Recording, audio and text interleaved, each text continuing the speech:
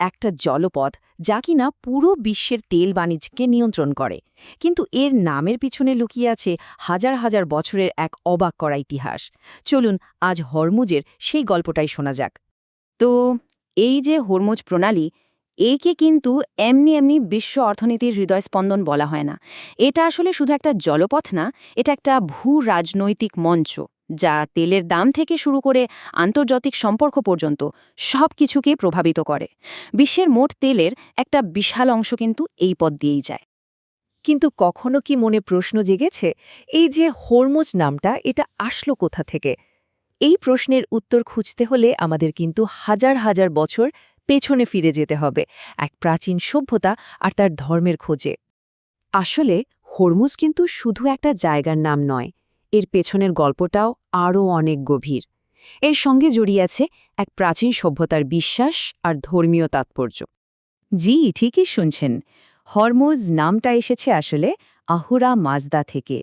তিনি ছিলেন প্রাচীন পারস্যের জরাথুস্ট্র ধর্মাবলম্বীদের প্রধান দেবতা, প্রজ্ঞা আর জ্ঞানের প্রতীক। ভাবতে পারেন ব্যাপারটা, একটা জলপথের নাম কিনা রাখা হলো এক দেবতার নামে। সময়ের সাথে সাথে এই নামটা কিভাবে বদলে গেল দেখুন।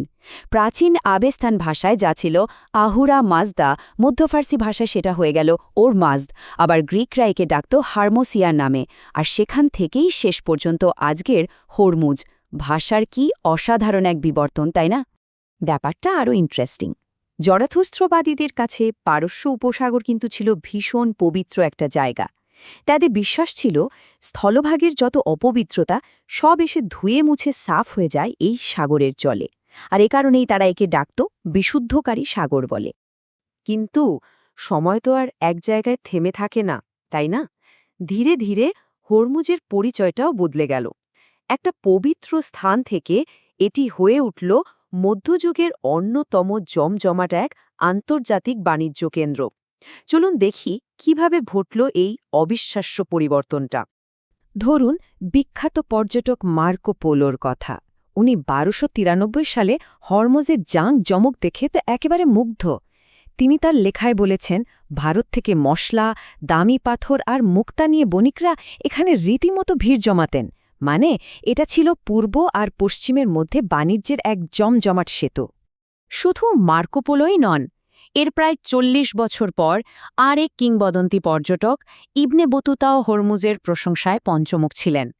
তিনি জারুন দ্বীপের নতুন শহরটার সৌন্দর্য আর তার রাজকীয় পরিবেশের কথা লিখে গেছেন। বোঝাই যাচ্ছে এর সমৃদ্ধি তখন কেমন বাড়ছিল। পঞ্চদশ শতকের একজন ইতিহাসবিদ আবদ আল রাজ্জাক সমরকান্দি হরমুজকে একটা বিশেষ নামে ডাকতেন, দার আল আমান, মানে নিরাপত্তার আবাস। চীন থেকে শুরু করে পৃথিবীর নানা প্রান্তের বণিকরা এখানে নির্ভয়ে বাণিজ্য করতে আসতেন। বলা যেতে পারে এটা ছিল তখনকার দিনের এক সত্যিকারের মুক্ত বাণিজ্য এলাকা। কিন্তু এত ঐশ্বর্য, এত নামডাক, এটা কি আর বেশিদিন আড়ালে থাকে? থাকলেও না। ইউরোপের এক উঠতি নৌশক্তি পর্তুগালের লোভী নজর পড়ল এর ওপর। যুদ্ধটা ছিল অনেকটা অসম। একদিকে হরমুজের বিশাল নৌবহর, কিন্তু সেগুলো ছিল মূলত বাণিজ্যিক জাহাজ। অন্যদিকে পর্তুগিজদের জাহাজ সংখ্যায় কম হলেও সেগুলোতে ছিল তখনকার সময়ের সবচেয়ে আধুনিক আর শক্তিশালী কামান। প্রযুক্তির এই ফারাকটায় শেষ পর্যন্ত যুদ্ধের ভাগ্য ঠিক করে দেয়। তবে পর্তুগিজদের জন্য জয়টা কিন্তু একবারে আসেনি। ১৫০৭ সালে তারা অল্প কিছু সৈন্য নিয়ে শহরটা দখল তো করল, কিন্তু স্থানীয় বিদ্রোহের মুখে তাদের পিছু হটতে হল। কিন্তু তারা হাল ছাড়েনি। ১৫১৫ সালে আরও অনেক বড় আর শক্তিশালী নৌবহর নিয়ে তারা ফিরে আসে, এবং এবার হরমুজকে আত্মসমর্পণ করতেই হয়। এখন প্রশ্ন হল, হরমুজ পর্তুগালের জন্য ঠিক কতটা মূল্যবান ছিল? শুনলে অবাক হতে হয়।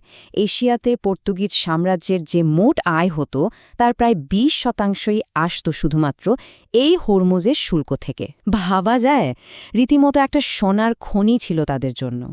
সময় গেল, মশলার যুগ শেষ হল, কিন্তু হরমুজের কপাল কি তাতে মন্দ হল? একদম না। কারণ মঞ্চে তখন এন্ট্রি নিচ্ছে এক নতুন সম্পদ, তেল, মানে ব্ল্যাক গোল্ড, যা আবারও এই অঞ্চলকে নিয়ে এলো বিশ্বের মনোযোগের একেবারে কেন্দ্রে। বিংশ শতকের শুরু থেকেই এই অঞ্চলের ভাগ্য যেন তেলের সাথে জুড়ে গেল। অ্যাংলো পার্সিয়ান অয়েল কোম্পানির হাত ধরে এখানে শুরু হয় তেলের যুগ। আর ১৯৮০-র দশকে ইরান ইরাক যুদ্ধের সময় যে ট্যাঙ্কার যুদ্ধ হয়েছিল তা চোখে আঙুল দিয়ে দেখিয়ে দেয় যে হরমুজ এখন কতটা সংবেদনশীল একটা জলপথ। তো গল্পটা তাহলে কোথায় এসে দাঁড়ালো? এক কথায় বললে হরমুজের বাণিজ্যধারা একেবারে ১৮০ ডিগ্রি ঘুরে গেল। যেখানে একসময় মশলা, মুক্তা আর ঘোড়ার কেনাবেচা হতো, আজ সেখানে চলে বিশ্বের শিল্প অর্থনীতির লাইফলাইন, বিশাল বিশাল তেলবাজি সুপার ট্যাঙ্কার। আর এইভাবেই হাজার হাজার বছরের ইতিহাসকে সঙ্গী করে আমরা এসে পৌঁছালাম আজকের হরমুজে, যা এখন বিশ্বের সবচেয়ে গুরুত্বপূর্ণ এবং একই সাথে সবচেয়ে স্পর্শকাতর একটা ছোক পয়েন্ট। একবার পুরো জার্নিটা ভাবুন তো, যে জলপথের নাম ছিল জ্ঞানের দেবতার নামে, যা একসময় পরিচিত ছিল নিরাপত্তার আবাস হিসেবে, সেটাই কিনা পরে পরিণত হল সাম্রাজ্যবাদী সংঘাতের কেন্দ্রবিন্দুতে, আর আজ তা বিশ্ব রাজনীতির এক প্রধান ফ্ল্যাশ পয়েন্ট। খুব অদ্ভুত না ব্যাপারটা? জ্ঞানের দেবতার নামে যার শুরু, সেই জলপথই আজ নিয়ন্ত্রণ করছে বিশ্বের শক্তির খেলা। কিন্তু এর পরের অধ্যায়টা কি হবে? সে উত্তর তো ভবিষ্যতের গর্ভেই লুকিয়ে আছে। তবে প্রশ্নটা কিন্তু আমাদের ভাবায়, তাই না?